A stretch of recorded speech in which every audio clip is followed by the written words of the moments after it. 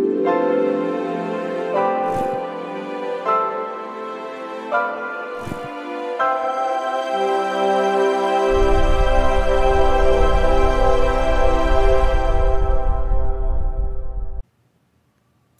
everybody, welcome back to Barter Hordes. My name is Robert, and I'm here with the first part of a two-part series. I'll do part one today, part two tomorrow. Those of you who know me know I'm a huge football fan, soccer fan, and don't panic, this video is not about football at all, but the European Championships do start on Friday, and I will be watching, but I'm using it as a convenient excuse to talk about a bunch of different books from various European countries. Specifically, the 24 countries that are involved in the European Championships finals starting on Friday.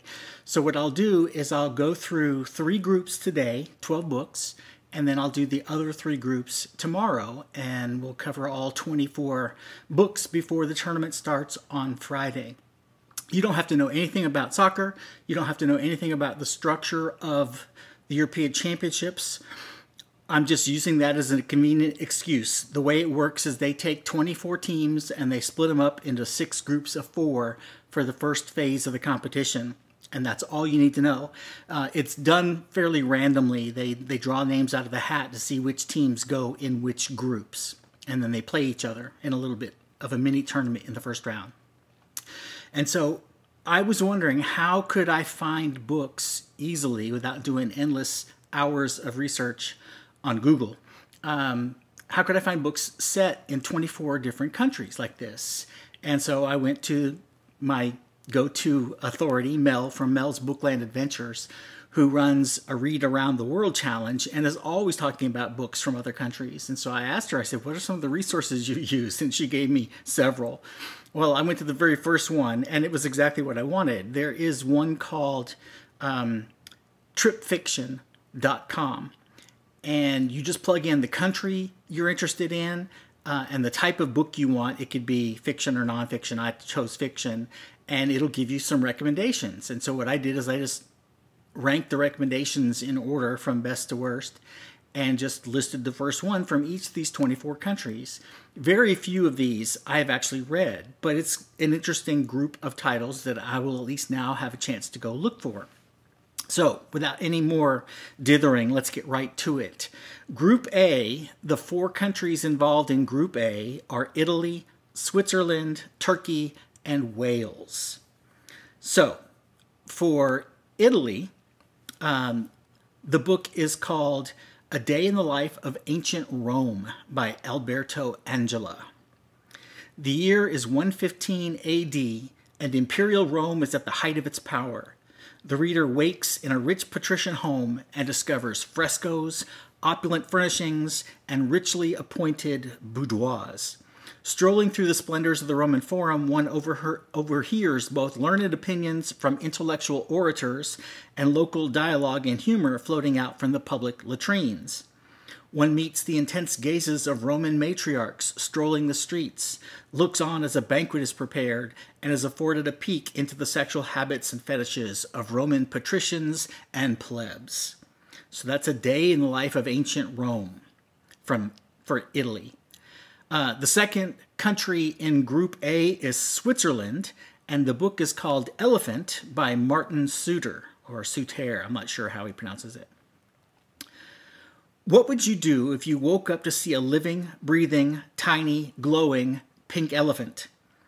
If you're anything like Shafak, who lives on the streets of Zurich and is decidedly down on his luck, you might well think it's time to put away the bottle before your hallucinations get any stranger and go back to sleep. But what if the tiny pink elephant is still there when you wake up and clearly needs someone to take care of it? And what if you discover that it's been created through genetic engineering by a group of scientists who just want to use it to get rich and don't care about the elephant's welfare? And that they're in cahoots with a circus and will stop at nothing to get it back? What if this little elephant is about to change your life? So that's Switzerland, Elefant by Martin Suter.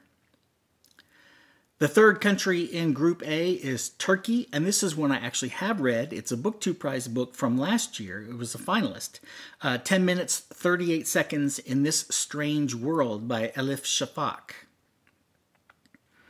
And this is a quotation that opens the book. In the first minute following her death, Tequila Layla's consciousness began to ebb, slowly and steadily, like a tide receding from the shore. Her brain cells, having run out of blood, were now completely deprived of oxygen. But they did not shut down, not right away, which of course is where the 10 minutes 38 seconds comes from in the title. For Layla, each minute after her death brings a sensuous memory, the taste of spiced goat stew, sacrificed by her father to celebrate the long-awaited birth of a son, the sight of bubbling vats of lemon and sugar, which the women use to wax their legs, while the men attend mosque, the scent of cardamom coffee that Layla shares with a handsome student in a brothel where she works. Each memory, too, recalls the friends she made at each key moment in her life, friends who are now desperately trying to find her. That one I can definitely recommend. It was one of my 5-star reads last year. So that's 10 minutes, 38 seconds in This Strange World from Turkey. And the final country in Group A is Wales, and the book is Dissent by Françoise Montgomery. Jan is persuaded by husband and son, William, to move to rural smallholding on the Welsh borders, strong chapel country. It's a far cry from her urban life. Dissent is a powerful story of Jan's struggle for acceptance. Her husband dies. Her son falls for Eleanor, the daughter of local chapel elder. Her son dies not knowing that Eleanor is expecting their child. Disaster upon disaster. The chapel elder is a pedophile where his daughter is concerned. Or is he? Is his behavior the norm in their society? Can Jan adapt to this new community, or will she follow her heart and her own dreams? Would you make the same decisions? Resolution comes in the end as Jan discovers the truth about Eleanor and makes her peace with herself as well. So that one is Dissent from Wales. So that's Group A. The 4 countries in Group B are Belgium, Denmark, Finland, and Russia. And the book from Belgium, or set in Belgium, is Expo 58 by Jonathan Coe. London, 1958. Unassuming civil servant Thomas Foley is plucked from his desk at the Central Office of Information and sent on a 6-month trip to Brussels. His task? To keep an eye on the Britannia, a brand new pub which will form the heart of the British presence at Expo 58, the biggest World's Fair of the century and the first to be held since the Second World War. As soon as he arrives at the site, Thomas feels that he's escaped a repressed, backward-looking country and fallen headlong into an era of modernity and optimism. He's equally bewitched by the surreal, gigantic atomium, which stands at the heart of this brave new world, and by Annika, the lovely Flemish hostess who meets him off his plane. But Thomas's newfound sense of freedom comes at a price. The Cold War is at its height. The mischievous Belgians have placed the American and Soviet pavilions right next to each other. And why is he being followed everywhere by 2 mysterious emissaries of the British Secret Service? Expo 58 may represent a glittering future, both for Europe and for Thomas himself, but he will soon be forced to decide where his public and private loyalties really lie. So that is from Belgium. The second country in Group B is Denmark, and the book is called The Murder of Halland by Pia Juul. Set in Denmark, Bess is coming to terms with the death by shooting of her husband Halland. Why was he shot? The chapters are short vignettes describing her encounters with different people who move in and out of her life, discoveries she makes along the way.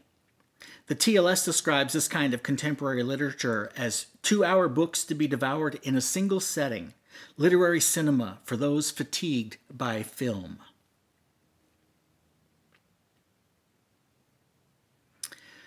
The third country in Group B is Finland, and the book is The Man Who Died by Antti Tuomainen.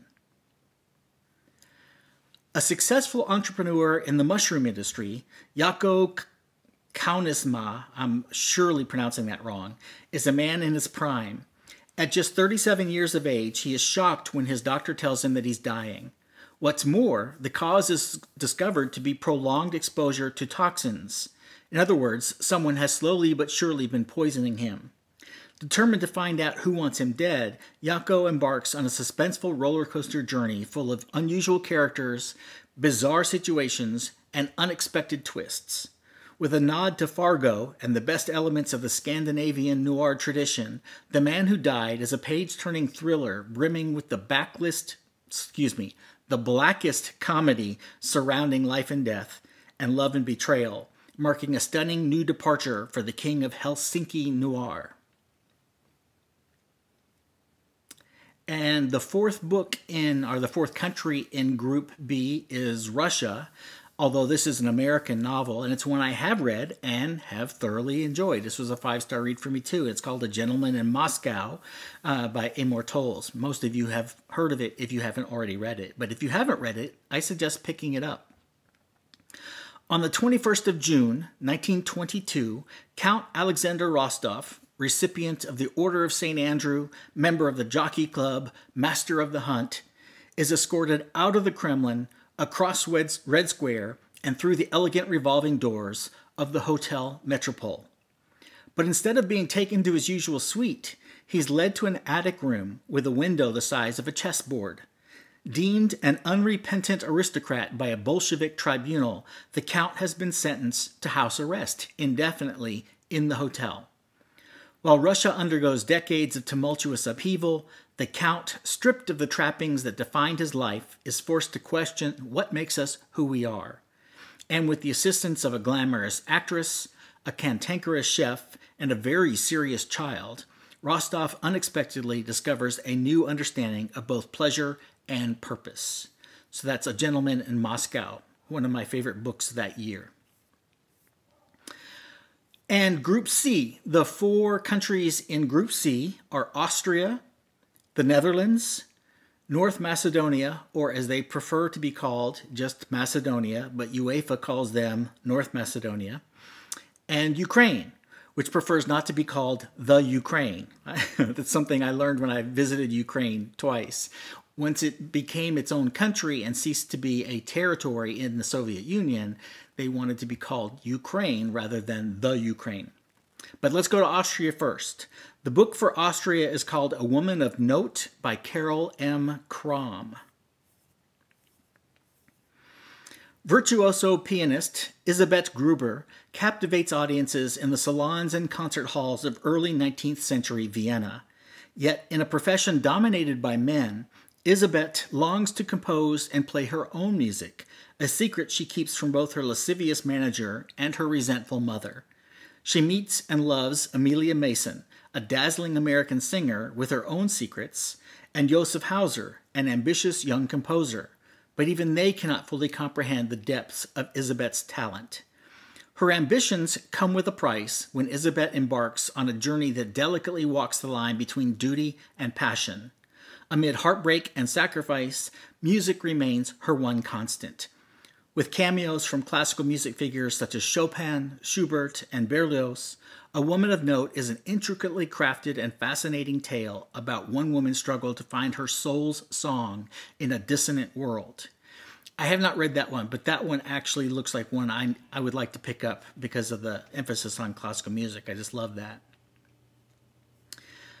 The second country is the Netherlands, and this one is set in Amsterdam. It's called A View Across the Rooftops by Suzanne Kelman. University professor Joseph Held has never recovered from the loss of his beloved wife and has no intention of ever letting anyone new into his quiet, safe world. It's a world where the clock ticks steadily in his mathematics classroom, even as the sinister beat of Nazi soldiers' boots threaten to drown it out. Terrified, Joseph tries to keep his eyes on the ground as Jews across the city are forced into ghettos. But then Michael Blum, his most reluctant, infuriating pupil, tells Joseph Jews like him will no longer be allowed to study at all.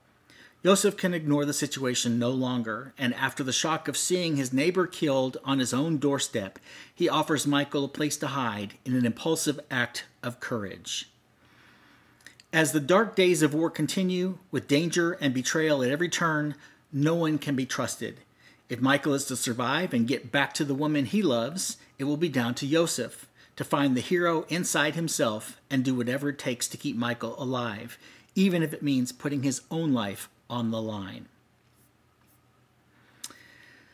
The third country in Group C is Macedonia, or North Macedonia. Actually, Trip Fiction didn't have a category for North Macedonia. It was just called Macedonia there too, so maybe that's a sign that that's what I should call it. But the book is called A Spare Life by Lidija Dimkovska. Zlata and Zrebra are 12-year-old twins conjoined at the head. It's 1984, and they live in Skopje, I'm sure I'm pronouncing that wrong too, which will one day be the capital of Macedonia, but is currently a part of Yugoslavia. A Spare Life tells the story of their childhood, from their only friend Rosa to their neighbor Bogdan, so poor that one day he must eat his pet rabbit.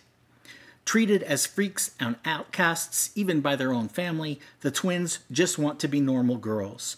But after an incident that almost destroys their bond as sisters, they fly to London, determined to be surgically separated. Funny, poignant, dark, and sharply observed, Zlata and Zrebra reveal an existence where even the simplest of actions is unlike any we've ever experienced. And then the final country in Group C is Ukraine, and the book is called Bayan by Pramudith D. Rupasinghe, I think. But the book is called Bayan. And this is a long description. I'm going to probably trim this one.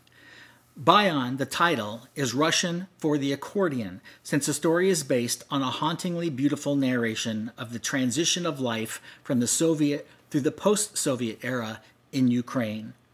The main character, Ivan Nikolaevich, is a well-read man in his mid-70s who appreciates Mother Nature, traditional music, and good literature. A man after my own heart. Although plagued with troubles as a child living in the Soviet epoch in Ukraine, he seems to have been accepting of communism, reminiscing about the paradise, which was once Klementov, referring to a region in Ukraine. I'm not sure if that's what it's called now. And then he narrates the story of his life to the second character introduced to us, a mysterious young man who is unnamed throughout the book. The readers are shown both sides of the political transition. Ivan seems to appreciate the Soviet era before 1991, perhaps because of his age and experiences. He continues to uphold the traditional values and culture of Soviet Ukraine, despite the apparent slow decline of both in the present generations following independence. Bayan is definitely a book worth spending time and energy on, with each read bringing a new perspective to the reader. Okay, so that's groups A through C. Be back tomorrow with groups D, E, and F, and then we'll get started with the tournament on Friday. Talk to you tomorrow, everybody. Bye.